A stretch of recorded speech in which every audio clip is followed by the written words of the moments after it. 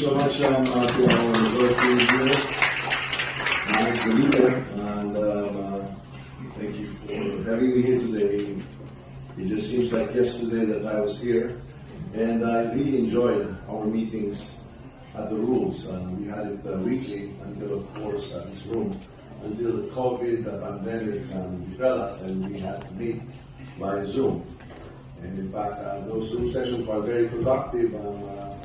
They just missed each other's company and presence in the physical presence and the interaction that it provided. No? So I'm so glad that everybody is back here, and I'd like to make sure that I also pass on that mantra I always have, that here at Bruce, we always consider the minority a priority, and that they always are given, the priority in terms of the ability to air their views, that their power of their voice is commensurate, not equal to that of the majority.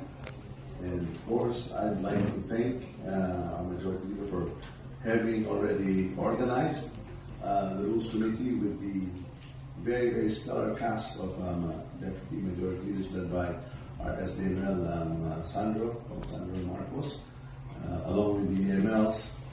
Are you going to be increasing the number of your ranks here, or will this be it? Well, we will still have about 2 or 3 members more. Okay. So this is in the case of the rules, this should be the better part of the committee.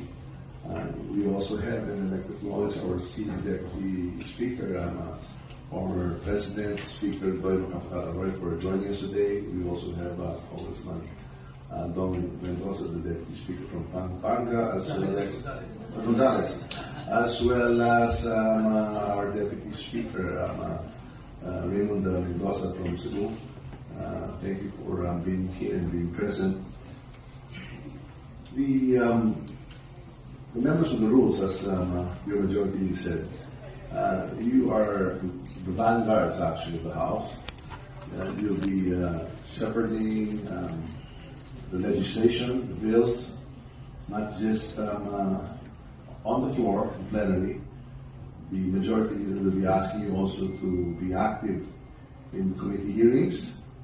We'll be instituting areas of responsibilities to the deputy speakers and to the DMLs as well as the AMLs with respects to committee assignments. So not only will you have schedules via Teams, but we'll be also asking the majority leader to assign you to respective committees so that at least the majority leader, along with the minority leader, will be kept abreast with the regular committee hearings at that level, so that at least the legislation that progresses through the committee level can be ably shepherded through to the plenary. We'll also ask the majority leader to do very, very thorough review of the legislation that will be affected by plenary deliberations, that is before the final vote. We want to make sure that this will stand and pass the muster of the final vote.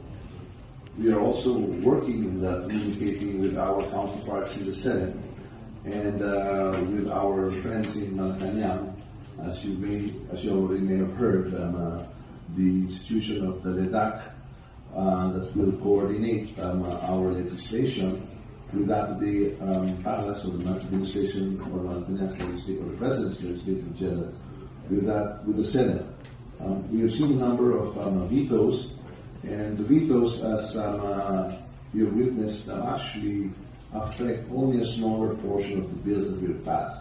So much to the chagrin of maybe a lot of those who took a lot of time in the passage of these bills.